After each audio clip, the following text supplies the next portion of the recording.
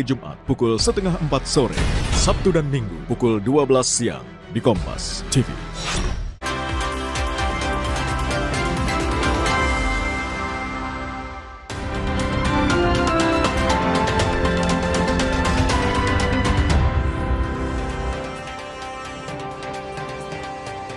Saudara, kekalahan di dua pertandingan kualifikasi putaran keempat Grup B dari Arab Saudi dan Irak mengubur mimpi Indonesia untuk tampil di Piala Dunia 2026. Maaf yang disampaikan Menpora sekaligus Ketua Umum PSSI Erick Thohir diharapkan juga diikuti dengan pembenahan menyeluruh sepak bola tanah air.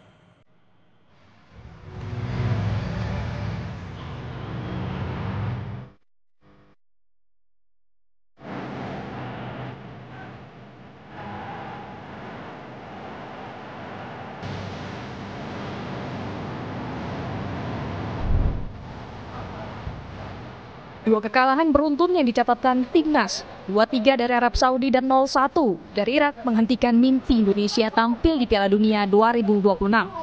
Gol sematawayang di laga Minggu dini hari tercipta setelah Irak memacu tempo permainan pada babak kedua dan memaksa skuad Indonesia bertahan jauh ke dalam. Irak lebih kreatif mengkreasikan ruang yang memberi keleluasan untuk melepaskan tembakan. Kecewaan terkuburnya asa Timnas tampil di Piala Dunia tahun depan bukan hanya dirasakan publik dan penggila sepak bola di Indonesia, namun juga pelatih Timnas Patrick Kluivert. Yeah, but my feeling is that a big disappointment. We worked hard as a team, medical staff, local staff, players. Everyone really worked hard for this, and what you say, all the results that we had, good and bad results. I think we grew as a team, individual and collectively. Yeah, and the World Cup dream slips away through your hands, and the disappointment of not only me but the whole country of Indonesia is really tough. It's really tough. Setelah gagal lolos ke Piala Dunia, Menpora sekaligus Ketua Umum PSSI Erick Thohir menyampaikan permohonan maaf dan terima kasih melalui media sosial pribadinya. Terima kasih kepada supporter, pemain, dan ofisial atas perjuangan untuk bisa sampai di round 4 kualifikasi Piala Dunia 2026. Pertama kali dalam sejarah Indonesia bisa sampai di titik sejauh ini. Kami memohon maaf mimpi masuk ke Piala Dunia belum bisa kami wujudkan. Sementara itu, Kapten Timnas JIZ yakin kekalahan bukanlah akhir dari segalanya. Timnas dibentuk tidak hanya untuk Piala Dunia 2026. So today everybody was fighting. We played for the most part we played a good game. But what I said, we didn't reward ourselves. But this team is not only for now, you know. This is for the future. Our lives, they don't stop here now, you know. And I think what we saw here now, not only today but this whole qualification round, is that we can learn a lot of things, and I think this was a really good experience for us, and we can take a lot of things from this experience and try to develop and try to qualify for the next World Cup. Dengan kegagalan lolos ke Piala Dunia 2026, maka turnamen terdekat skuad Indonesia ini ialah Piala Asia 2027 di Arab Saudi. Turnamen itu akan digelar pada 7 Januari hingga 5 Februari 2027. Setelah ajang terbesar di Asia itu, skuad Garuda akan memulai perjuangan menuju Piala Dunia 2030 yang akan dimulai pada September atau November 2027. Mimpi Indonesia berlaga di Piala Dunia 2026 sudah berakhir.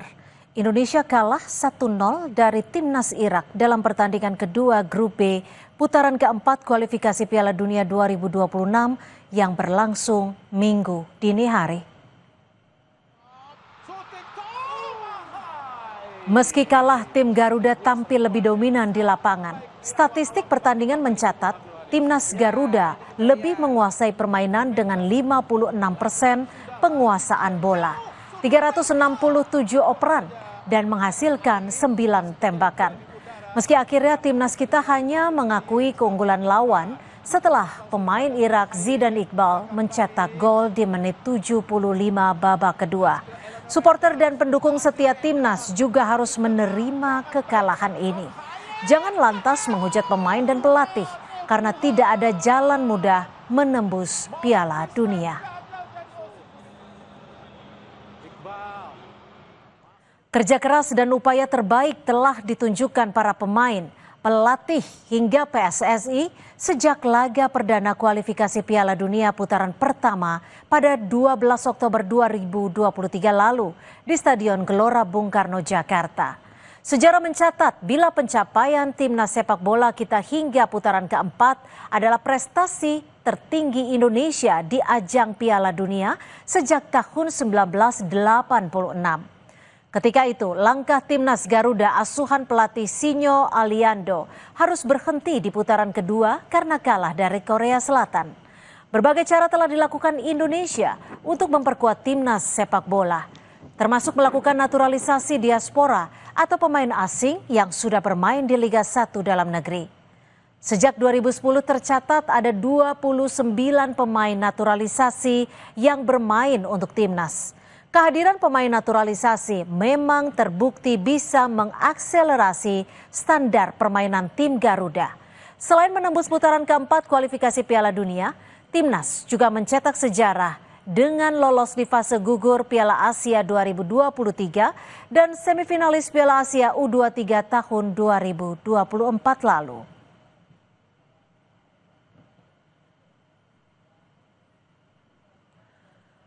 Tetapi komitmen membangun sepak bola Indonesia bukan sekedar memiliki timnas yang berprestasi. PSSI juga harus berkomitmen mencetak pemain lokal yang punya daya saing. Kegagalan di Piala Dunia adalah waktu yang tepat bagi PSSI untuk kembali fokus menjaga kualitas liga, kualitas wasit, memperbaiki manajemen klub, menyediakan infrastruktur latihan yang memadai, hingga pembinaan pemain usia muda.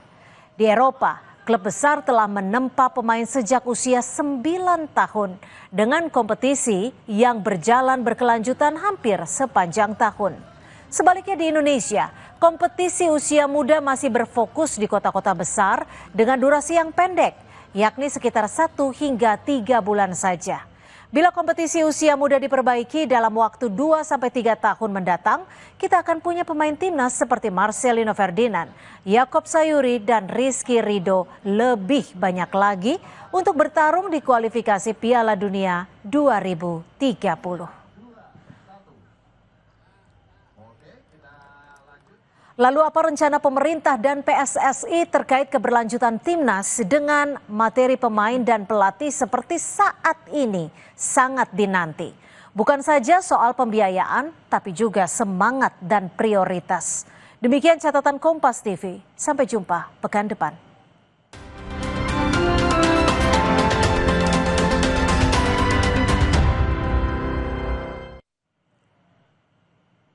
Saudara, seorang guru di Kabupaten Yahukimo, Papua Pegunungan meninggal usai diserang orang tak dikenal. Informasinya usai jeda.